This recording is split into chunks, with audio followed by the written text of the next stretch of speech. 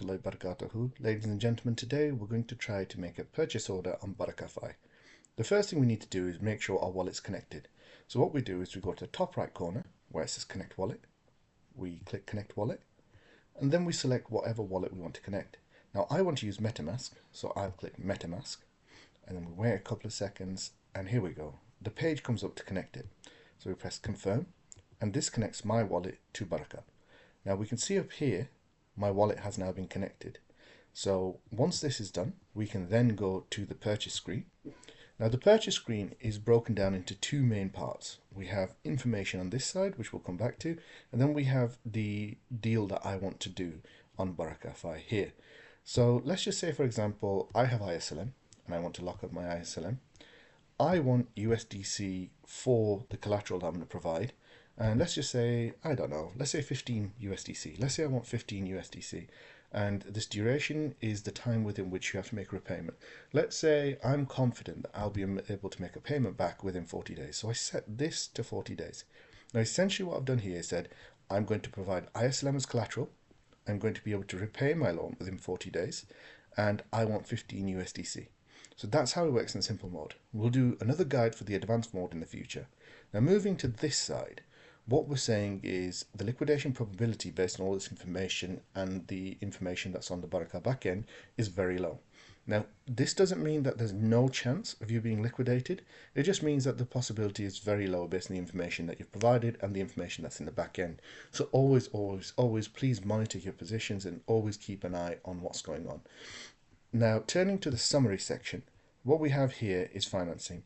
So what this means is we're going to borrow 15 USDC.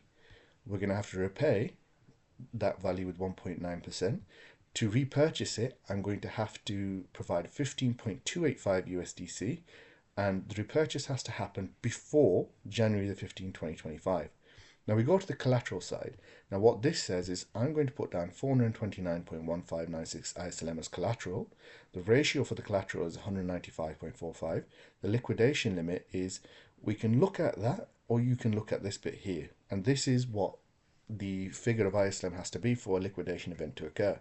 So if ISLM dropped to 0.0493 per ISLM, that rate is where we'd end up having a liquidation event and the collateral will be used to repay my loan. Now, I'm happy with this. Always ensure you do your own research, you're comfortable with what you're agreeing to, but I'm happy with this personally, so I'm now ready to create a financing request. And it's as simple as that, ladies and gentlemen. Here we go. So what we have here is a page where you created your request for the loan on the terms, I want to borrow 15 USDC. I want to repay it within 40 days and I'm willing to repay at 1.9%. You can cancel the request if there's a mistake or you feel uncomfortable with it any further.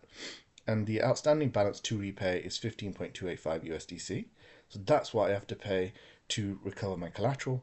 I am willing to provide 429.15959 ISLM as collateral. That's the ratio.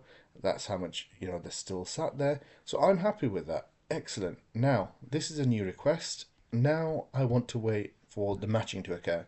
Now the matching happens every couple of minutes. I think it's within every 2 minutes there's a refresh to see if there's enough FIFs, fixed income funds, on the other side to provide the USDC for my collateral.